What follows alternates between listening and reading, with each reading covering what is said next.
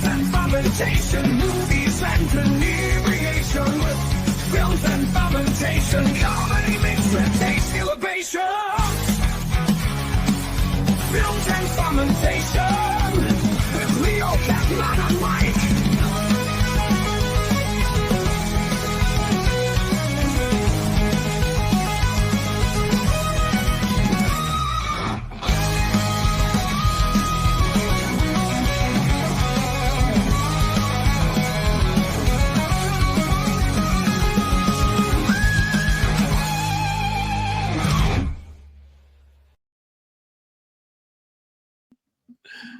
Hey everybody, welcome back to Films and Fermentation. We had a little bit of a break there. We sent out a bonus episode last week that was video only, but we are back in studio, quote unquote, to throw together a full episode for you for this week. This episode will be released the day after Memorial Day, but we are calling this our Memorial Day episode. It is a submarine movie draft that we are going to be doing tonight. And we are calling this episode Silent but Deadly. That's right. We are Films and Fermentation, a movie and alcohol podcast. We are, according to the email I got from Good Gods the other day, the number one pop culture podcast, the number one TV and film podcast, the number one beer podcast, and the number one podcast on the independent side for all those categories as well.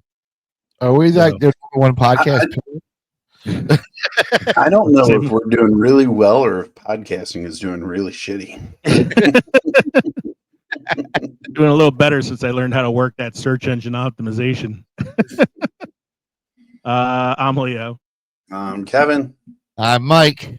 We're three friends like talk shit about movies while getting shit-faced.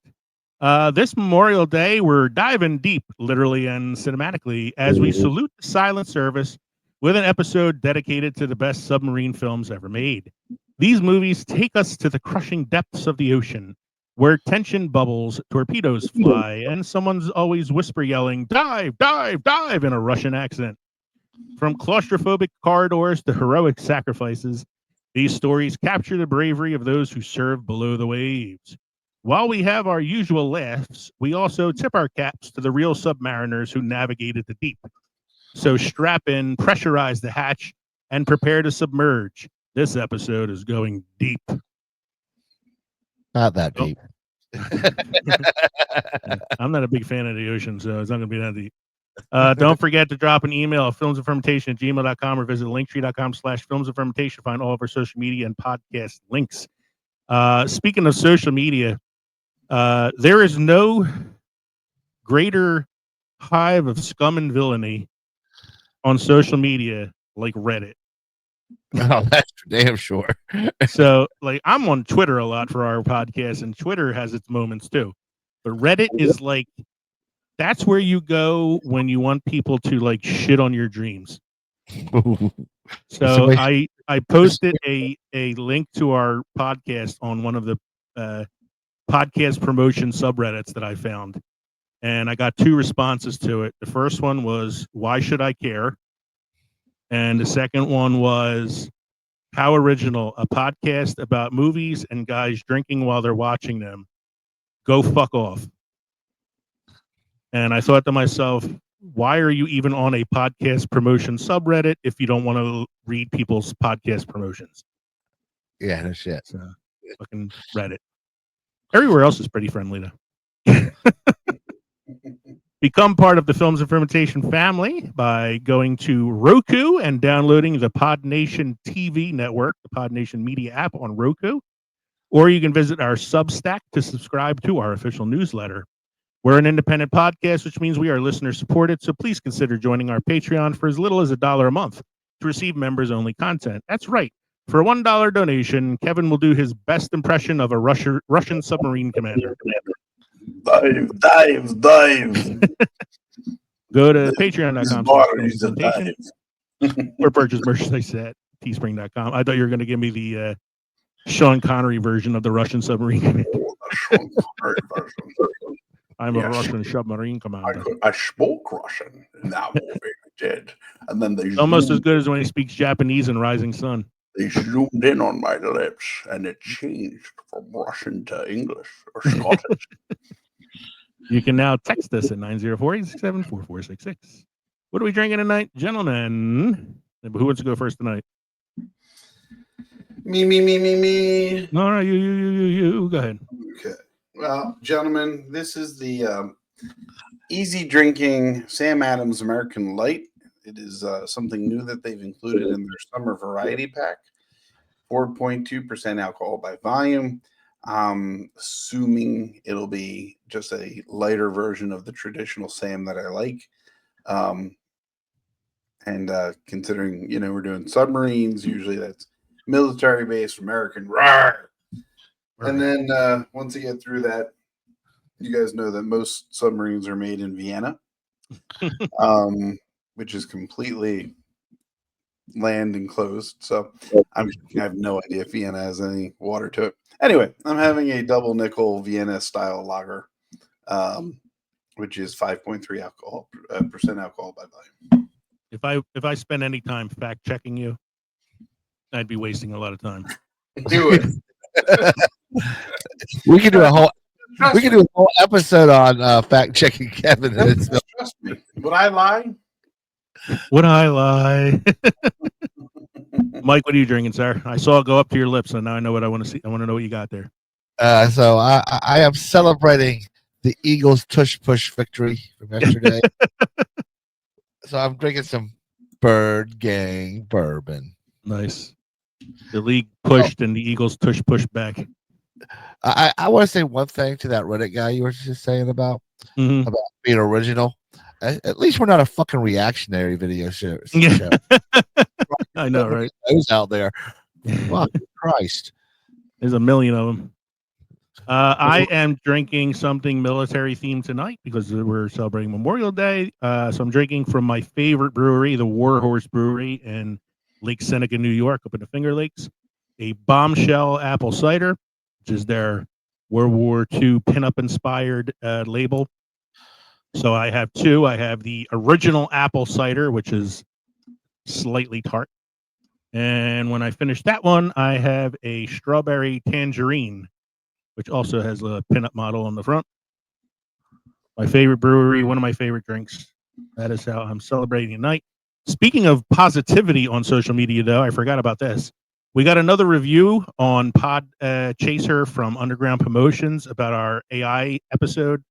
It says, we're listening to Films and Fermentation's 2024 or 2025 AI film episode. Leo, Mike, and Kevin sip and riff on Ex Machina's creepy androids, nostalgic banter, and sharp takes. It's top-tier AI horror. And Stellar Future Radio responded to that on Twitter with, the takes are indeed sharp. Which I believe is a positive. I'm going to take it that way. I believe it means we are edgy and interesting. You try. So speaking of edgy and interesting. This week in film history with Mike.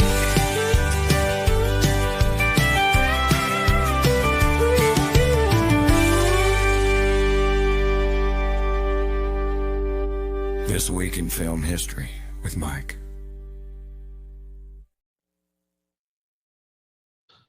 So, a disclaimer that to our listeners, this is a 2-part episode because by the time I finish my list, we'll be done with this episode.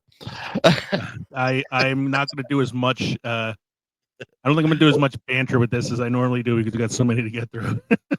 All right, we're going to start off with the 1962. Marilyn Monroe sings "Happy Birthday, Mr. President" to JFK before 15,000 attendees, accompanied by jazz pianist Hank Jones at Madison Square Gardens in New York City. Oh, I'm disappointed. I really thought Kevin was going to start trying to do the Marilyn Monroe happy. I said to Mike in pre-show before you came on, I bet you Kevin starts singing like Marilyn Monroe. Proved me wrong. Yeah, I'm sorry. I'm not with it. What's the next one I got? 1977 caper comedy film Smokey and the Bandit, starring Burt Reynolds, Sally Fields, and Jackie Gleason, premieres at Radio City Music Hall in New York City. Second most successful film of 1977 behind Star Wars. Smokey and the Bandit 2, second most successful film of 1980 behind Empire Strikes Back. It's the double Lucas cockblock. Was Dom Reynolds in or Dom Dom DeLuise DeLuise. in Smokey and the Bandit? No. He was just in Cannonball Run, right? Yes. Cannonball Run. Yeah. Yes.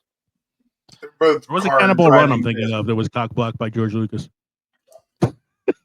No, I think it might have been Cannonball Run that was cockblocked by George Lucas. I don't know because my next one is same week, 1977 original Star Wars movie, A New Hope, directed by George Lucas and starring Mark Hamill, Carrie Fisher, and Harrison Ford premieres. Yeah, it was Smokey and the Bandit. They got double cockblocked by George Lucas. I think we've said a lot about Star Wars over the 3 years we've been doing this podcast, so we can move to the next one. 1979 horror film Alien, directed by Ridley Scott and starring Sigourney Weaver. Wow, is released. I love Alien, man. Love it. Great movie. Great movie. Great sequel. Not so great sequels after that. Not a great trilogy. Definitely not a great quadrology. And then the And at this- prequels. At this point, not even a great octology at this point. I don't know where Alien Romulus falls into it. It's not a prequel. It's not a sequel. It's a midquel. It's a midquel. It's like the Rogue One of Alien. It's the Rogue One of Alien films. What's the next one you got there, sir? Also in 1979, the first ACE Cable Awards, Emmett Otter Junk Band Christmas won by Jim Henson and HBO. Woohoo! Michael, you could blow the jug. Ooh, you gotta put a hole in the washtub. What's the name of the rock band? Oh, River Bottom Boys. A River Bottom Nightmare Band. River Bottom Nightmare Band. Chuck doesn't want to do that. Yes, I do. Okay, do that. What's the next one? Sir? In 1980, horror film The Shining released directed by Stanley Kubrick, starring Jack Nicholson and Shelley Duvall, based on the book by Stephen King. One of the greatest horror films of all time. Mm-hmm. Next one, sir. 1983, Return of the Jedi, Star Wars Episode 6, produced by George Lucas, is first released. I'm not sure what got cockblocked that year by Jedi, though. Harrison Ford. Cannonball Walk. Yeah. What's the next one you got? 1984, Indiana Jones and the Temple of Doom, the second in the film series, though first in chronological order. Mm-hmm. Directed by Steven Spielberg, starring Harrison Ford, and produced by George Lucas. Lucasfilms premieres. That's if you're not counting the Young Indiana Jones Chronicles. And no one's counting. I'm not counting Young Indiana Jones Chronicles. To me, the Young Indiana Jones is River Phoenix. That is true.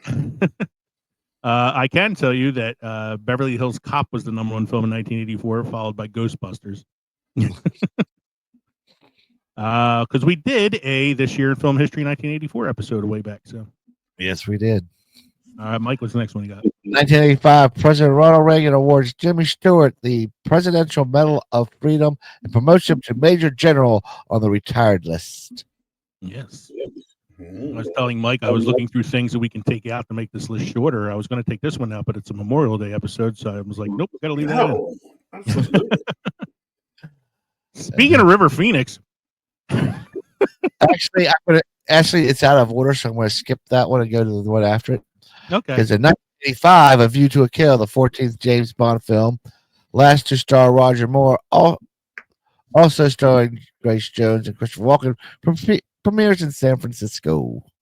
yeah, Roger Moore was like 60 when he did this film. He was like done with it at that point. So now getting to River Phoenix. 1989, Indiana Jones and the Last Crusade, directed by Steven Spielberg, starring Harrison Ford, and produced by George Lucas. Lucasfilms premieres. Yeah. So I'm going to go out on a limb and assume both of you enjoy Raiders and Last Crusade as your two favorite Indiana Jones films, correct? Mm-hmm. Which one takes the #1 spot? Raiders. Raiders? Raiders by Does far. Crusade take spot number one for you? I really like Crusade. I'm not knocking it. If that's your number one, No, man, I won't argue it. And I like Raiders. I love Raiders. I think so. I'll tell you what. For the I longest think the team time, of Sean Connery and Harrison Ford was just amazing. even though Connery was only like 7 years older than Ford, Sean. it was a rough 7 years. He waits for no man. I will say, for the longest time, Temple of Doom was like my number two, and it was only because it's the first one that I saw was Temple of Doom because I was young. But after like rewatching the original trilogy a couple times, I've reassessed my my ranking, and now it's Raiders, Crusade, Temple of Doom, and the two that shall not be named. The next one you got there, sir. In 1997, The Lost World: Jurassic Park, directed by Steven Spielberg and starring Jeff Goldblum and Julianne Moore, premieres in the U.S. Yeah, that movie happened. This was a major disappointment to me. After I waiting agree. for the sequel book to come out, which I didn't expect, and then reading it, and then going and watching the movie, and it had nothing to do with it. I was pissed at Michael Crichton for bringing back a dead character. Like he kills Jeff Goldblum's character off in the first book, right? And then the publishers were like, "Well, they're making a new movie and they're bringing Jeff Goldblum back, so you got to write a second book and you got to bring the character back." Right. And it was basically like the Jurassic Park equivalent of Rise of Skywalker. It was kind of like Jeff Goldblum returned somehow. Or what was the character's name? Dr. Malcolm or something like that? Ian Malcolm. Ian Malcolm returned. Somehow Ian Malcolm returns. Life found a way. Life found a way, exactly. What's the next one I got there, Mike? 1999 Star Wars Episode 1, The Phantom Menace, directed by George Lucas, starring Ian McGregor, Natalie Portman, and Liam Neeson, is released in cinemas. And absolutely everyone loved it. I hate it. It's now getting a lot more love, though, with the release of the last three movies. I started watching it on television the other day, and I was like, no, still can't stomach it. I really feel like if you took Jar Jar Binks out, and if you took out Jake, what's his face? I think if you aged the character up a little bit, he's a little older. If you didn't make it about a trade federation tax, it didn't make it about like government. It's Star Wars. Dude. I don't go to Star Wars because I like my filibustering. When I don't watch a Star Wars filibuster, I'll watch the Patton Oswalt episode of Parks and Rec. What's the next? Oh, we talked about this one recently. In 2007, Pirates of the Caribbean at World's End, directed by Gore Verbinski, starring Johnny Depp, Keira Knightley, and Orlando Bloom, premieres in Anaheim. Most expensive film, $300 million made at the time. Definitely made its money back. Oh yeah. I don't know if it was a great film, but it definitely made its money back. Well, you had to watch that one to finish the trilogy. Because God forbid you don't finish the trilogy. You gotta know what happens at the end. Come on. What's going to happen to Davy Jones and Callisto? Especially when it becomes a quintology later on. Yeah, but you know what? I don't count those because that just keeps Johnny Depp going. When Orlando Bloom's character and Keira Knightley character ends, that's where the story should end. Boom. Yes, exactly. I agree. What's the next one you got there, sir? 2007 Coen Brothers film No Country for Old Men, based on Cormac McCarthy's novel starring Tommy Lee Jones, Javier Bardem, and Josh Brolin, premieres in the Cannes Film Festival, Best Picture 2008. First time I watched this, I didn't like the movie that much. And then upon rewatch, I'm like, no, this is a pretty damn good movie. Javier Bardem plays one of the fucking scariest characters in the history of cinema in this film. With a very original weapon.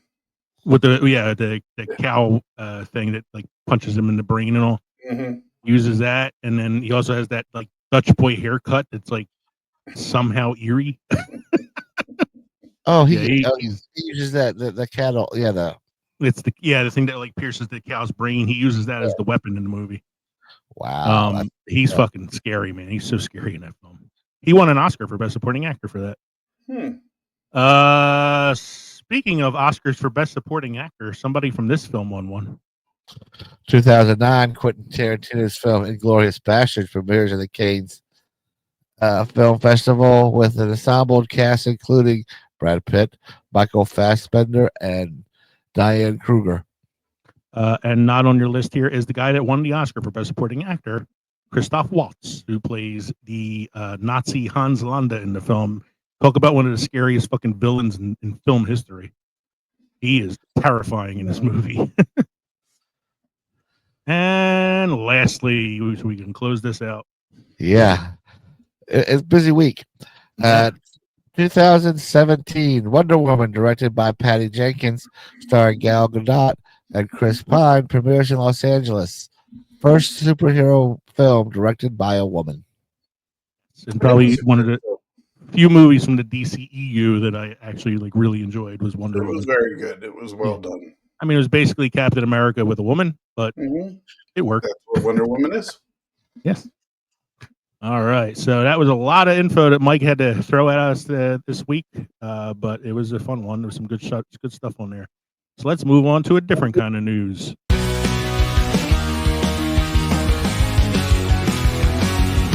Kevin's here, he's here for beer.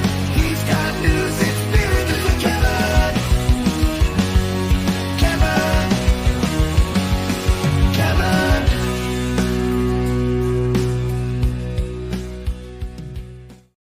It's a light beer news day, pun intended, here on Films and Fermentation.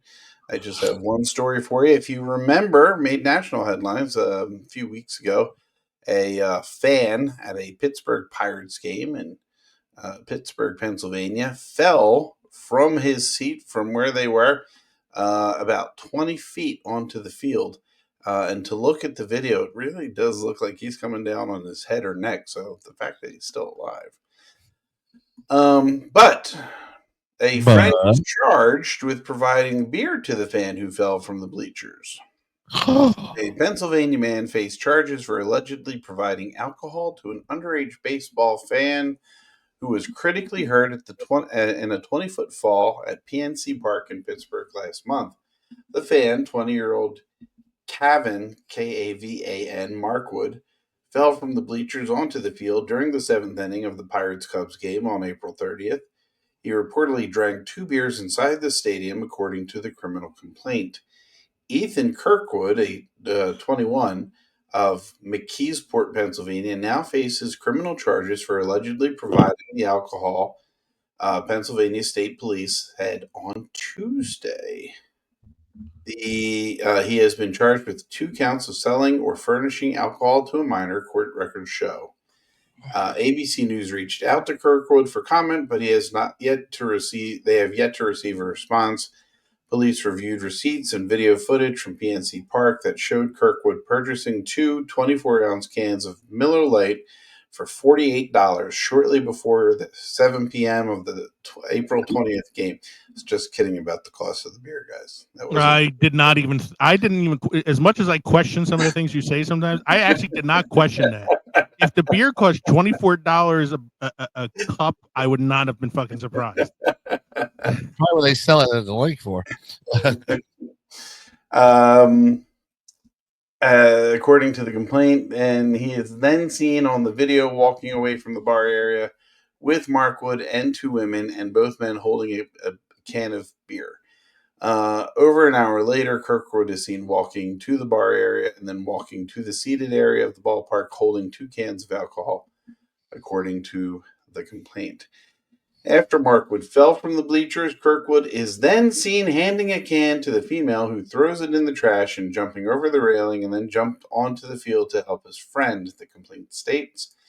In interviews with police following the incident, Markwood's girlfriend said the 20-year-old drank 2 beers inside the park, and Kirkwood allegedly admitted to purchasing the alcohol A preliminary hearing in the case is scheduled for June 23rd.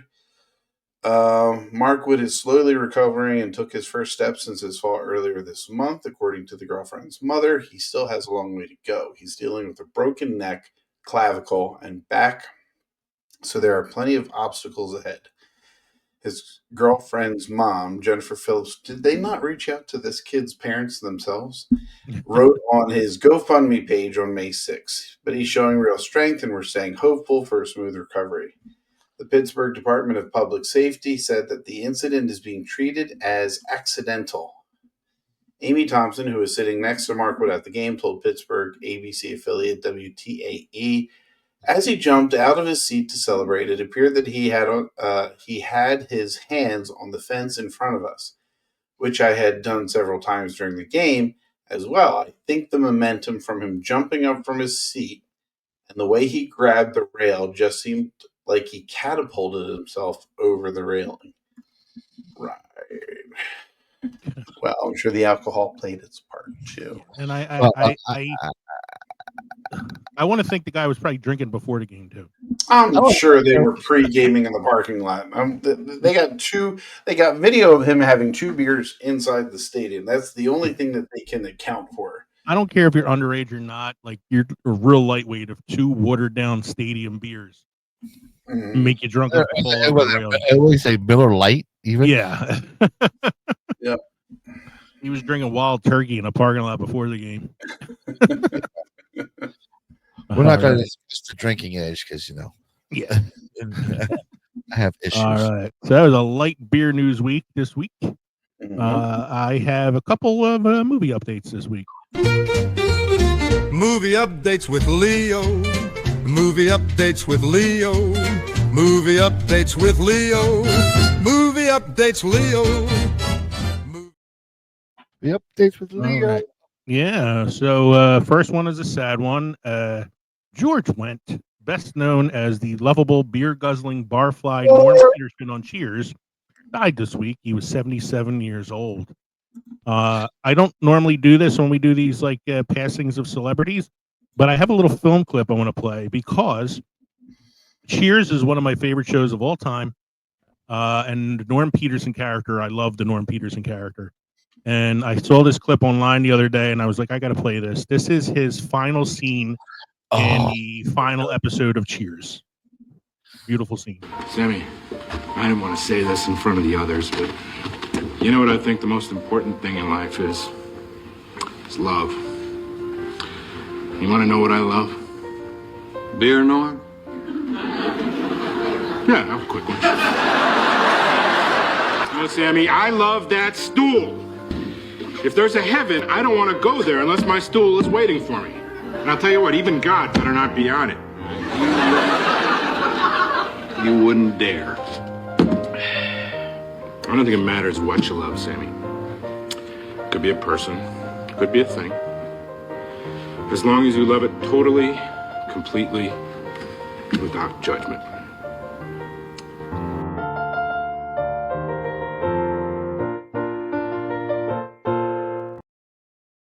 I saw that on. Be there waiting for him right now.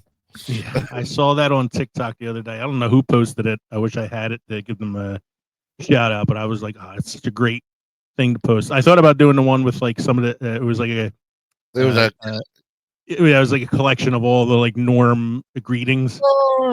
Norm, how's life in the fast lane, Norm? I'll let you know as soon as I find the on ramp.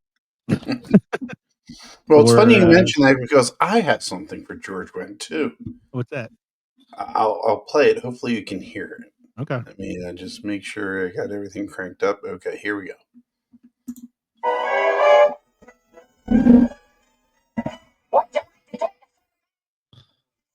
Do you eat beans? Would you like to see a new movie starring George Wendt? Do you eat beans with George Wendt? Would you like to see George Wendt eating beans in a movie? Do you eat beans at George Wendt movies? Would you like to see George Wendt in a bean-eating movie? How many beans do you eat at George Wendt bean-eating movie? How many bean-eating movies have you seen with George Wendt? Is that Animaniacs? It is. I have no idea why I remember it, but there was a skit where it was Yakko, Wacko, and Dot, and they were in the mall, and two ladies came up wanting to take surveys, and one was about eating beans, and one was about George Wendt, and they just And they mashed it together. And Mike and I were- let's Go not ahead, Mike. forget the famous, what really made him famous. House. The Bears. stop it. Oh, they're just saying a movie house. No, the Bears. The Bears. We're here at Dicka's house. The Bears. The Bears. Who Stop would it. win in a game where it was Dicka versus God? Dicka, the Bears. The Bears. The Pope. So yeah, we looked at compilation video of all like his greetings, and two of my favorites were Norm, how's the wife? Oh, you know what they say about women, can't live with them, pass the pretzels. And the one Mike and I were talking about before the show, where Lilith and Frasier are arguing over the fact that Frasier's been bringing the baby to the bar, and she's like, he's never going to learn to talk in an environment like this. And Norm walks in and goes, hey everybody, and the baby goes, Norm. And, Hey, it's Norm. great. Still pouring? I was about to ask you the same thing, Sammy. What's up, Mr. Peterson? You should be asking what's going down into Mr. Peterson. I have a movie recommendation for you, folks. I had taken a day off last week because I had a doctor's appointment and all that, and had some time to kill afterwards. So I went to the movies and saw Thunderbolts, the new MCU film. It is good. Yeah. It's a good movie. It is probably the best movie that Marvel has made. I want to say. So, like, Guardians of the Galaxy 3 was really, really good. And not much else has been that good since, like, Endgame. So this is, like, really good. You know, it's a good throwback to, like, the way the MCU movies were in the beginning. It was really, really fun. Florence Pugh was great in it. Lewis Pullman, who is Bill Pullman's son, plays a major character in the film. He is really good. David Harbour as the Red Guardian is fucking hilarious as always. It was a really fun film. Don't you mean the new Avengers? Yeah, so that's the joke at the end of the film. I mean, it's kind of like spoiled already, but they at some point start referring to themselves as the new Avengers and becomes kind of a running joke in the film. And last thing I have, Amazon Films have announced a new film about the life of football legend John Madden, particularly the development of the EA Sports Madden video game that he collaborated on. And I bring it up because I wanted to show you this picture I found. In the film, it stars Christian Bale as Al Davis, the owner of the then Oakland Raiders. Oh, God. Which I think is pretty interesting casting. And in the role of John Madden, Kevin's favorite actor, Nicolas Cage. And there they are. That is Christian Bale and Nicolas Cage as Al Davis and John Madden. My God. I know. A little bit of prosthetic makeup looks like on Nick Cage there. Who sent me the Nick Cage pickle? That was me. That was Kevin, disturbing. I gotta send it to you, Mike. It's a somebody did an AI animated thing. It was Nicolas Cage's face on a pickle, and it was called Pickles Cage. and it was a pickle with Nick Cage's face singing the song from Long Legs. 1, 2. Not once, not twice, but as not many times. Oh, I should have put that soundbite up for tonight. Oh, God. Oh, man. So, Mike, you have a must-try beer craft destination for us? I got a must-try beer. It's a specialty beer. It's called 3 Fontaine Odd Gouzes. It's Belgium. And I were trying to figure this out earlier. I was like, I don't even know how to pronounce this fucking thing. A quintessential handcrafted goose blended from 1, 2, and 3-year-old lambics, spontaneously fermented and matured in oak casks, unfiltered, unpasteurized, and aged an additional year in the bottle. It develops a refined champagne-like effervescence with a golden orange hue. It delivers a dry, complex, and intensively fruity bouquet. The result is a bold yet elegant expression of traditional lambic a testament to the passion and craftsmanship of Armand and Gaston the Builder. You did good with that, man. I don't even know how to pronounce the name of that freaking beer. All right. We are going to take a short break to hear these words from the Pod Nation Media Network. And then we'll be back with our main segment on submarine movies, the submarine movie draft. Hey, movie lovers. This is Leo. Mike. And Kevin from Films and Fermentation. If you love comedy, movies, and a good drink in hand, then you need to check out the Pod Nation Media Network. It's home to a variety of amazing podcasts covering everything from pulp culture to history and, of course, movies like ours. And the best part, Pod Nation Media Network is featured on Roku, so you can stream your favorite podcasts anytime. Alongside Films and Fermentation, you'll find other fantastic shows like the KJ&A podcast, The Undiscovered Entrepreneur, Real Sharks, and so many more. So grab a drink, press play, and join the fun with Pod Nation Media Network. Because everything's better with a little comedy, movies, and booze. Learn more by going to linktree.com/podnationpods. All right. Thank you for hanging out with us during that little break. We are going to our main segment tonight, Silent but Deadly. So in honor of Memorial Day, we are talking about submarine films, but we decided to do things a little bit differently tonight. We are doing a draft this evening, something that we have not done on the show before. Each of us is going to pick a series of 5 movies in order to create our ultimate movie marathon. Each one of us will be picking 2 military-based films. That doesn't necessarily mean that it is a war film, but that the military is featured in the film in some way. 2 non-military films, so it could be a sci-fi, comedy, or drama, whatever it might be, but there's no military in the film. And 1 wild card pick. The wild card can be any genre of film and can include movies that we don't have on our prospect list, or it could even be like a TV film or something like that, to make a total of 5 films. We're going to pick to see who's going first, and we're going to do snake draft rules. So first pick in the first round, we'll have third pick in the second round, and go back and forth like that. So we'll see how this works out. Hopefully this works out, because this could be fun, and then we can do this again later on for something else. We'll see. So I am going to share my screen so that I can show you guys the wheel o' names. There it is.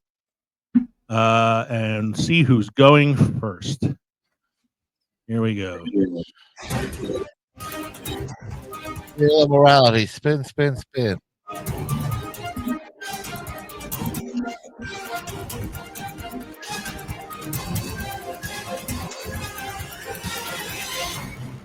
So Mike has the first pick in the draft. Woo! All right. Mike gets the first pick. I'm going to put that on my spreadsheet here so I can keep track of this. So Mike gets the first pick. And let's spin the wheel now to see who gets the second pick in the draft. Mike!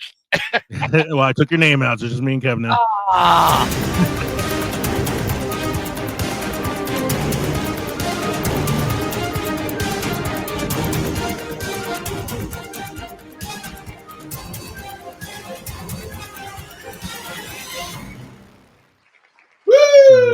I get the second pick in the draft, which means Kevin gets the third pick.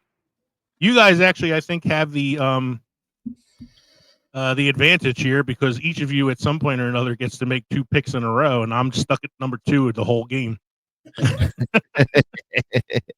So with that being said, we have a list of 30 movies here: dramas, comedy, sci-fi, fantasy, some military based, some not.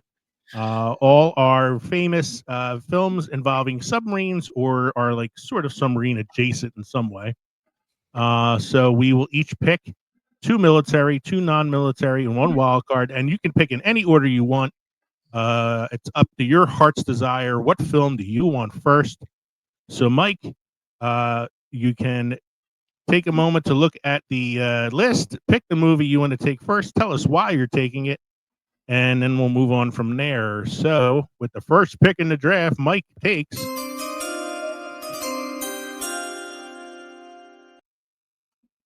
Go Bama, Roll Tide, you're Crimson taking Tide. Crimson Tide? Take Crimson Tide. Crimson Tide with the first pick in it, not where I thought this was going. So Mike takes Crimson. Why did you take that one, Mike? I think it's a great movie. I'm not disagreeing with you. I like how it's all about just the one submarine. Yeah. And what's going on in that one submarine. The battle for control. Yes. Cocky young first officer. The seasoned gristled captain. Something that will really never really happen in the military in the United States. But but great performances and chemistry from Denzel Washington and Gene Hackman in that film. Late great Gene Hackman. Gene Hackman. Yeah, it is a great movie. It's not the one I expected to go first, but then again, that's what happens when you do a draft. Well, it's either that or don't tell me. Don't tell me. We don't want to ruin. You don't want to spoil picks or have somebody. As long as we leave Deion Sanders' son for last. Shedeur Sanders is waiting until the 5th round. Yeah. So so you don't want to give away what you're doing here because we don't want you don't want people stealing from you. True enough. The opportunity to. So I do have the second pick now, and I'm actually glad that Mike took Crimson Tide so that I could take this one. My first pick in the draft. Hold on.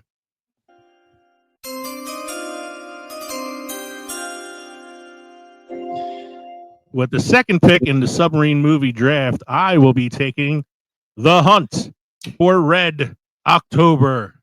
That was the second. That was my choices between those two for my first pick. I know. I really thought Hunt would have went first. Mm-hmm. So I am taking Hunt for Red October because it stars Sean Connery doing his Russian submarine commander with a Scottish accent. I thought it would have been because it's part of the Jack Ryan, Tom Clancy. It is the first Jack Ryan film starring Alec Baldwin as Jack Ryan. Yep. Great all-star cast too. All-star cast. Great. I was going to say great supporting role from James Earl Jones. You got Sam Neill. Yeah, I always wanted to see Montana. Mm-hmm. Was it Scott Glenn is in this too? I mean, it's a hell. Yeah, he's the captain of the Dallas. Yeah. Mm-hmm. So this is Hunt for Red October. I think this is like probably the quintessential submarine film, at least from like the American standpoint. There are some foreign films that are just as popular, but I think this is the quintessential American submarine film. So I am taking The Hunt for Red October with my first pick. So I picked a military film, and Mike also picked a military film for his first pick. So I'm going to make sure I make a note of that. Well, there's a lot of military films on this. I mean, there's a lot of military films, but I want to make note because we are going to be picking some that are not at some point. So, Kev, you are now up with the third pick. Do you have a pick in mind, or do you need a moment? No, I'm pretty good. I have to go through my limitations, my choices. But I'm good. All right. So with the third pick in the draft, Kevin takes U571. U571. U571. With Bill Paxton and oh my god! All right. My time's broken. I got it. I think it's the picture coming in quick and fast now, people. We're in the 7th round. So yes, why did you pick U571? It's a good story. It's Matthew McConaughey. It's Bill Paxton. It's them abducting. I'm sorry. What am I thinking of here? What's the word I want to use? Stealing or confiscating? Not confiscating. Mm-hmm. What's it called when a cop pulls the guy? I need your car. Impounding. What's that? Is it impounding? No, they're taking the car because they got to go on a chase. It's I know what you mean. I can't. You know what I was thinking of. Yeah. Anyway, not only do they come across commandeering a German U-boat right? And the boat, I believe, if memory serves correct, has the key for decoding the messages that's going on between the Germans and its ally and the Axis. Or I could be mixing up my movies here. No, Yeah. it's got the code breaker. It's got the code Mhm. breaker built into it. But having to take the boat back into American waters while being a German U-boat is proving to be more difficult than they thought. This It's got is quite a few. McConaughey in this film, right? McConaughey and Bill Paxton and others. And others. This All right. film, by the way, also directed by the same guy who directed Terminator 3: Rise of the Machines. Oh, it had John Bon Jovi in it. John Bon John Bon Jovi. Harvey Keitel. I might have to rewatch this. I don't remember Bon yeah. Jovi being in it. Bon Jovi was in it. Wow. Yeah. It did win an Oscar. Let's see what the Oscar was for. Won an Oscar for Best Sound Editing. Sounds about right for a movie like this. I mean, it's kind of a bunch of faces where you'd recognize the faces, but you probably would not know their name, actor wise. But it's good. It actually it gave me some submarine movies give you that sense of claustrophobia watching it, and this one definitely did, I can never serve. I never could have served in a submarine. I can't. No. Spaces like that. Not do it. A little cozy, a little too snug. A little too snug for me. You should have seen him in that caboose. Oh my god! Yeah, we did a what was that? Escape room on a caboose, and I had a fucking panic attack. It was so tiny. So Kev, since we're doing snake draft rules, you now have another pick. So you get to pick again, sir. I do. Mm-hmm. All right. Where's my doorbell? So let's see. Each of us has picked a military-based film so far. So you can pick anything else you want, or unless you want to fill out your military form at this point. Where's my doorbell? You have your pick? I have my pick. All right.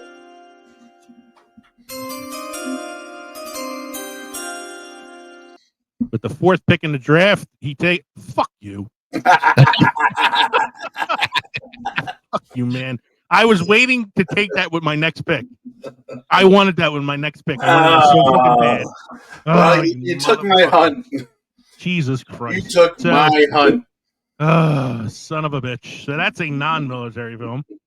Well, actually, no. I think I put that down as a military, didn't I? It has military elements. It has military Marines, elements because there are like naval officers on the ship on the boat with them. Oh, so anyway, Kevin picked The Abyss, a movie that I really wanted to take because I love it. It's one of my favorite James Cameron films. But Kevin took it from me because I took Hunt for Red October. This is how the draft works. You got to fuck each other over. That's right. So it says Michael Bean. It's got Did you take The Abyss just to screw me over, or did you actually? I love this movie. This is a great movie. I love this movie too. If you got to grab what you want first, because I know. It's got. Well, that's why I took Hunt first. I took Hunt for October first because of that. I was hoping nobody else would take The Abyss.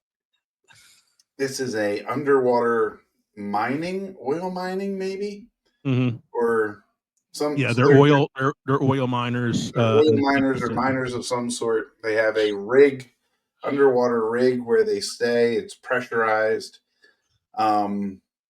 They are asked or tasked, I guess you could say, to go look into a sunken Russian submarine to see if there are any survivors, which is fallen on the edge of an abyss. That's where the word "the abyss" comes from.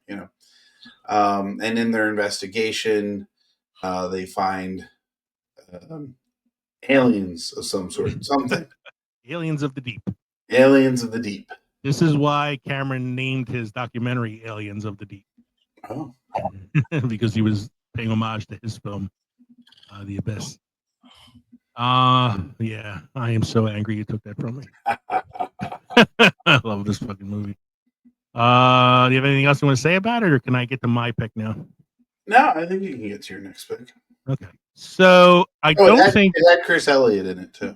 Yes, it had Chris Elliott in it. It does have Chris Elliott in it. Appreciate Chris Elliott, but he was as the deck officer or whatever it is on the ship that finds him at the end. yes. Let's see. So I have my next pick. I don't think any of you guys would take this from me, but since I can't get the Abyss, I'm gonna pick with my heart on the second pick, and I am taking. Wait, I gotta ring my bell. Hold on.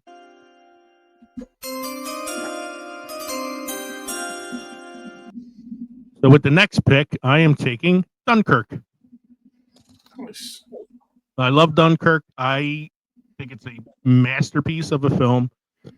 In my personal opinion, I know a lot of people are going to say it's probably Oppenheimer or Interstellar or something, but I think Dunkirk is Nolan's best film. I really, really like this movie. I think it's extremely well done. The cinematography is amazing. The underlaying clock tick in the score that makes you feel really tense while you're watching the film. Amazing performances. The scene with the guys drowning on the ship after they're attacked by the German submarine is a very claustrophobic and nerve-wracking scene. I really, really, really love this film. I really like this. I mean, not to say that I don't like other Nolan films. I think Nolan is a master auteur and deserving of the Oscar for Oppenheimer. But in my personal opinion, this is the best movie he's ever made. So I figured, you know what? I don't think either of you guys were going to take this one from me, but just in case, I needed to pick with my heart here. You know, I enjoyed the movie. I was really struggling to remember the submarine portions of it, though. So the submarine portion is a German U-boat sinks one of the British ships. Right. And the guys are trying to get out, and they're trying to decide who they need to leave behind, who's going to die, who's going to drown, who's going to escape, and it's like a very tense scene. So yeah, with some of these, it's sort of like submarine adjacent films. Right. But I had to you had to fill the field out somehow. So, so Kevin and I have both picked our military films. We now have 2 non-military picks and a wild card, which could be anything. So if we wanted a third military film, we could pick it there. And that leads to pick number 6, which is Mike. Mike, do you have a pick, or do you need time? I do have my pick. All right, the 6th pick is in.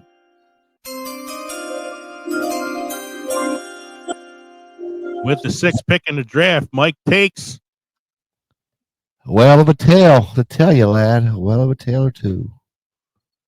20,000 Leagues Under the Sea. 20,000 Leagues Under the Sea. Are you taking that as non-military or wild card? Non-military. Non-military pick. Very good, sir. So you're the first one of us to take a non-military film. Go ahead. Tell us why you picked 20,000 Leagues Under the Sea. Well, I love the movie to begin with, but also I'm also looking at the non-military movies on this list, and there's not many I've seen. So this is definitely one of the ones I've seen. I mean, there's a couple I've seen, but this is the best of the ones. It is a good one. It's one that I was like eyeing for like either a non-military pick or like a wild card pick later on. I was eyeing that one. I'm not angry that you took it. I'm not as angry as I am at Kevin for taking the Abyss. But that is a really good pick. You really think I wasn't going to take the Disney movie? It is a great movie, man. Kirk Douglas, James Mason. This is 1954. This movie came out. I was really young when I saw this.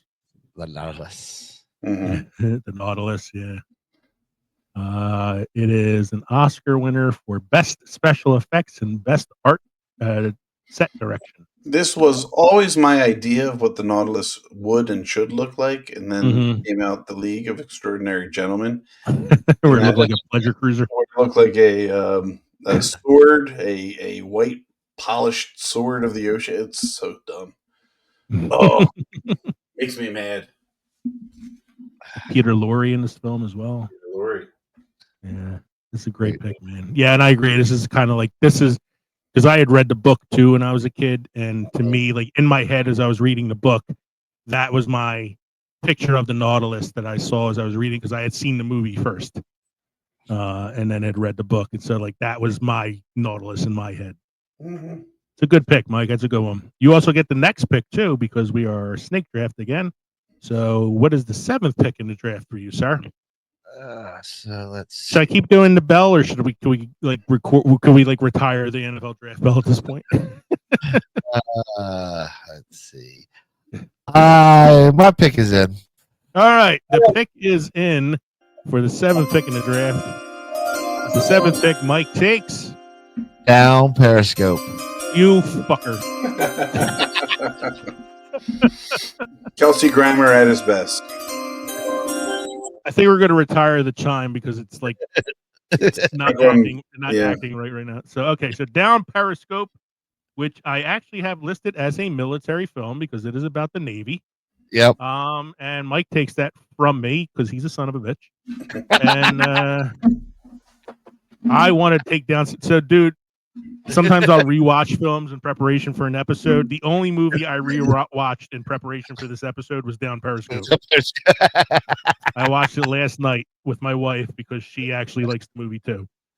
So, you son of a bitch. The quintessential submarine comedy, I believe. Is how I would say, yes. Well, you're up now, Lee. So what are you going to take? You don't have anything else to say about Down Periscope other than screwing me over? Well, I mean, you guys said enough, you know. God damn it. Now I got to go through this list here and think. I have a feeling the next one I pick might be one that screws Kevin over. Which he deserves it because he screwed me over and Mike screwed me over, so I have to figure out a way to screw Mike over. So with the next pick in the draft, I'm done with the NFL draft chime. We're just going to keep going. Okay. Now. With my next pick in the draft, I am taking one of my favorite Wes Anderson films, The Life Aquatic, with Steve Zissou, Bill Murray, Owen Wilson, Angelica Houston, Jeff Goldblum. Oh my God, who else is in it? What's her name? I can't even think of the actress's name. Gwyneth Paltrow? No, not Gwyneth Paltrow. Hela from Thor Ragnarok. Kate Blanchett. Yes. Kate Blanchett's in it. It's a very quirky film, as most Wes Anderson films are. I feel like this is Wes Anderson before he became even more Wes Anderson-y. It is a fantasy film. This is a non-military based film. So that's my first non-military based one. Steve Zissou, played by Bill Murray, is a underwater, what do you want to call him? Like a documentarian or something. He's on the search for this shark, this rare shark that killed his friend. Owen Wilson plays his estranged son. Kate Blanchett is a reporter who's covering this story. Willem Dafoe is in it as well as a very quirky first mate. Wait, Willem Dafoe is quirky? Yeah, hard to believe, especially in a Wes Anderson film. Mm-hmm. It is, it's one of my favorite of the early Wes Anderson works. So I decided to take that one in my non-military based category, The Life Aquatic with Steve Zissou, which means Kevin is back on the clock. Back on the clock. Do I pick because I like the movie, or do I pick to fuck people over? That is the crux of this game, my friends. Let's see. I will pick because I like the movie. I like the book better, but I was going to because I just like Michael Crichton. I'm picking Sphere. A movie I didn't think anybody was going to pick, but I'm glad you did because I did not want to pick it. It's also again, one of those. I agree with you. The book is amazing. The book's great. The movie is fucking terrible. But I really like the book. Yeah. It's like, man, growing up, it's like, oh yes, they're making a movie out of after Jurassic Park lit the match of Michael Crichton novels. Mhm. You know, it's like I'm going to watch Congo. Congo sucked. I'm going to watch Spheres. Spheres sucked. This is more of a book pick for you. Yeah. So I am picking Sphere. I was excited when this film came out because, again, like you said, like it's a Michael Crichton story. The book was really good. And then you look at the cast, man. Dustin Hoffman, Sharon Stone, Samuel Jackson, Liev Schreiber, Queen Latifah, Peter Coyote, hey, Huey Lewis. And I'm like, wow, that's a great cast, man. This has to be a good movie. Zero chemistry. Dustin Hoffman was way out of his element. And it's not like Dustin Hoffman can't do sci-fi. He did Outbreak.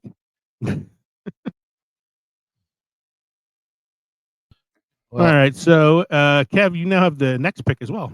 Okay. Yeah. Ooh. Let's see.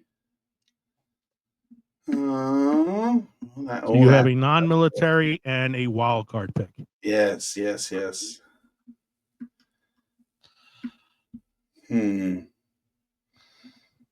Okay. Okay. I am picking The Meg with Jason Statham and I really fucking hate you guys Megalodon. tonight. What's that? I really fucking hate you guys tonight. I was going to take that as my wild card. So The Meg, a non-military film. Are you taking that as your non-military or your wild card? No, that's my non-military. That's a non-military film. The Meg with Jason Statham. Go ahead, talk about it. It is about a megalodon that has been found in the deepest, darkest parts of the ocean that has come back to life, I guess. And it is, it's doing what great white sharks do. They just gobble up people. And it's up to Jason Statham to, beat it up with his fists because that's what he does. So. All right. Okay.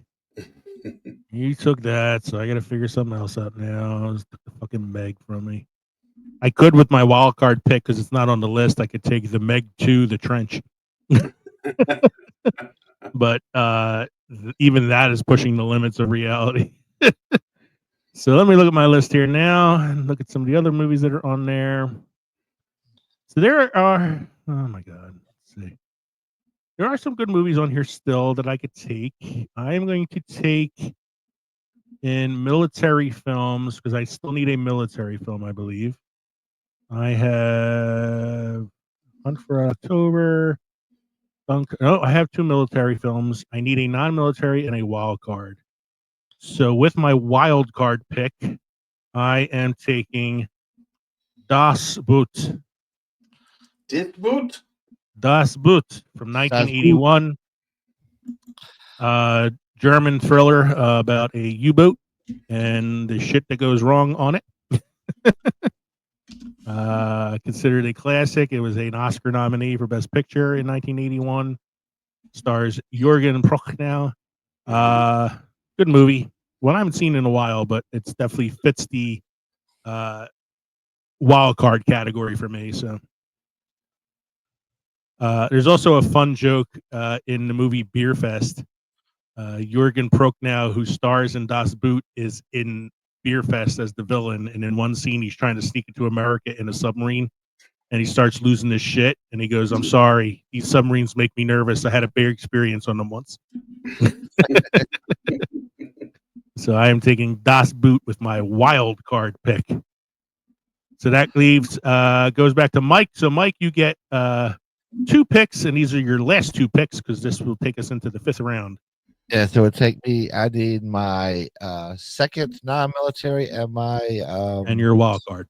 So I'm going to go with my second non-military and go with "We all live in a yellow submarine, yellow submarine, yellow submarine." So I am not going to get angry at you for that one. I was leaving that one as like an emergency pick if I needed it. I love that movie too. But I mean, I like Yellow Submarine as well. But you can have that one. I'm fine with Argentina. it. Very trippy film. Really, it plays well if you have taken a couple of CBD gummies before watching it. Yeah, it's one of those movies we would put it on the list of movies you should watch drunk. Or high, yeah, or both. You know, because we have that category up there on one of the shows we're going to do one of these days. I didn't list of that. As a little bit of a segue, there is a Beatles film in development right now. Oh, is there? Yeah, and I know it's 4 like pretty up and coming young actors playing the 4 Beatles. One of them is Barry Keoghan. He's playing Ringo. He's playing Ringo in the film. Yeah, and it looks it was a pretty decent cast, so it looks like it might be a good film. Okay. So that's your non-military film. So you got 2 non-militaries, 2 militaries. It's now time for your wild card, sir. And my wild card is going back to the military branch, and we're going Operation Pacific. Operation Pacific. I threw a bunch of old ones on there because I had a feeling you would know them better than I would. Well, this is a John Wayne. Yeah, exactly. So go ahead and talk about it, sir. John Wayne, Patricia Neal, Ward Bond is in it. The second in command inherits the problems of the torpedo that did not explode on the submarine. So then they get to shore. I mean, it's a serious, but there's some comedy to it. Of course, it's a John Wayne, so an older film, so there's got to be romance somewhere in there. Where would you rank this on like your top, like John Wayne films? It would not be in my higher top ones. I mean, there are some definitely better military ones he's done. Would it be in like the top 10 somewhere? I'd put it top 15. Top 15. Okay. Yeah, because if you got to think about with his westerns and his military ones, there's, you got like the Fighting Seabees, the Sands of Iwo Jima, just today. Brace. Yeah, okay. People love that movie. I'm not. That was not one of my favorites of his. Genghis Khan. Definitely not. I love throwing that one out there. All right. So that means I have my last pick, and I already picked my wild card. That was Das Boot. So I have to pick a non-military based film. That field is running a little low. So I'm going to take one that I don't think either of you have probably seen, but I have seen it, and I really like this film. And it's a film that I think our friend Cthulhu Jack would like. It's called Underwater. So I am taking that as my non-military film. Underwater stars Kristen Stewart. She's a member of a research team that is studying the bottom of the Mariana Trench. They're living on a facility at the bottom of the trench. It's obviously a movie that's kind of like further in the future when we would be able to do something like that. They're often like using submarines to kind of go out and like explore the areas around the trench. And I say our friend Cthulhu Jack might like it because they begin getting attacked by these creatures that are unidentified. And spoiler alert, at the end of the film, Cthulhu rises from the deep. It is a very intense, very well paced thriller. Kind of went under the radar. Not many people knew about this film when it came out. But like I said, it's very well paced, very, very well acted. And if you want to talk claustrophobic, this is a claustrophobic movie because you're talking about being stuck at the bottom of the fucking Pacific Ocean here. So it's a good movie. That's my last non-military based pick.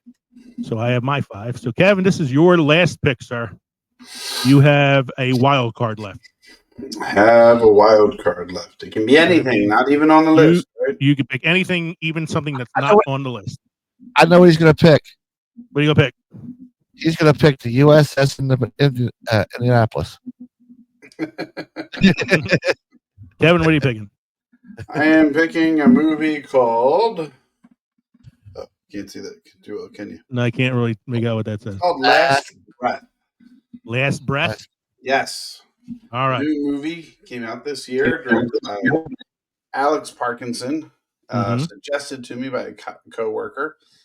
It stars Woody Harrelson, Simu Liu, and Finn Cole. I saw the trailer for this recently. Yes.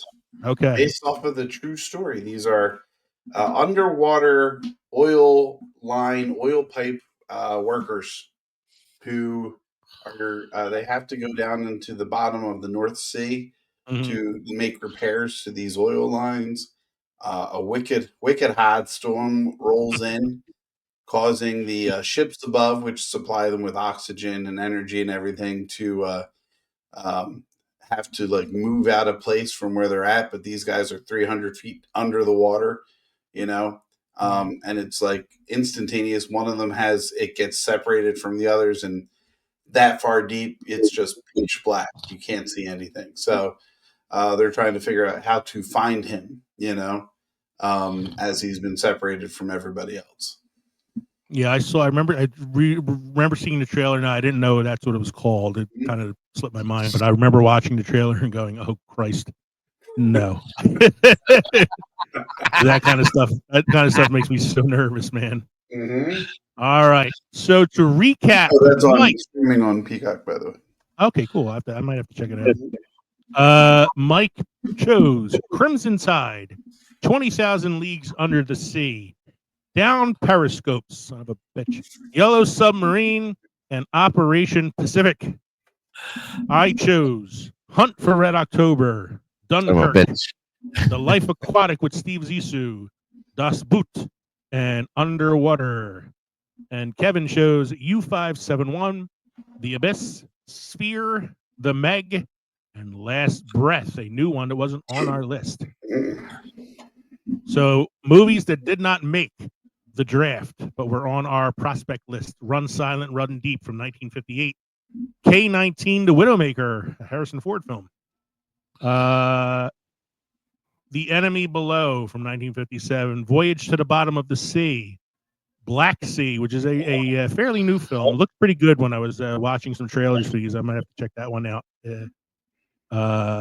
Torpedo Run, Hunter Killer, The Wolf's Call, The Command Below, The Bedford Incident, USS Indianapolis, starring Kevin's favorite actor, Nick Cage. Nobody picked that one. 1941 from 1979. What's that, Mike? The Indianapolis is a good film. I'm just making fun of Kevin. Yeah. 1941 from 1979. That is a failed Steven Spielberg comedy about World War II. Operation Petticoat, The Frogmen, and The Damned are movies that were available to be picked, but were not picked. So I'll be posting our picks online. I would like hopefully people out there to vote on who had the best lineup for a movie marathon. Mike, you have any beer trivia or history for us this evening? I do. Why Hefenstiefen Brewery is Riesing's Germany is considered the oldest in the world and dates back to 1040, though the nearby Woltenberg Abbey Brewery is only 10 years younger and often disputes the claim. And we have a cinema quote of the week. Goals on the road to achievement cannot be achieved without discipline and consistency. Denzel Washington. From the first round draft pick.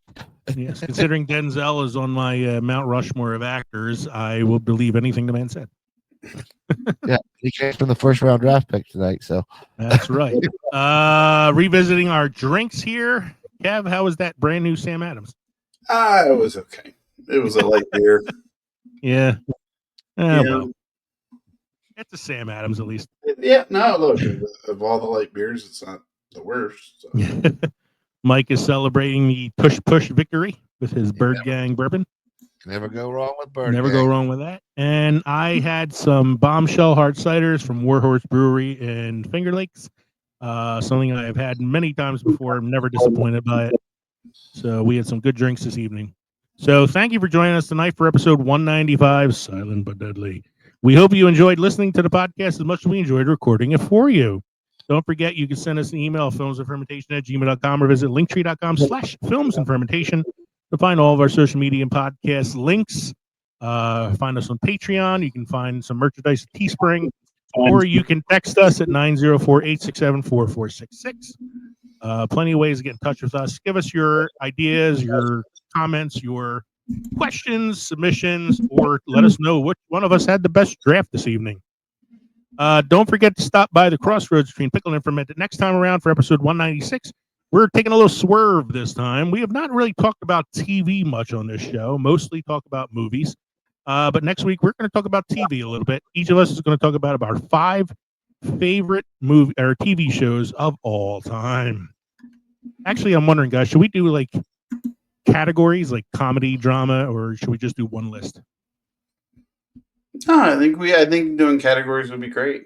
Yeah, because I'm like thinking of it now, and I'm like, I have some shows that like are dramas and some are comedy. Like I can't like make it that hard for myself. So maybe we'll do like favorite comedies and favorite like non-comedies or something like that.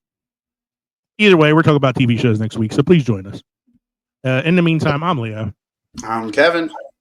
I'm Mike. This has been the Films and Fermentation podcast.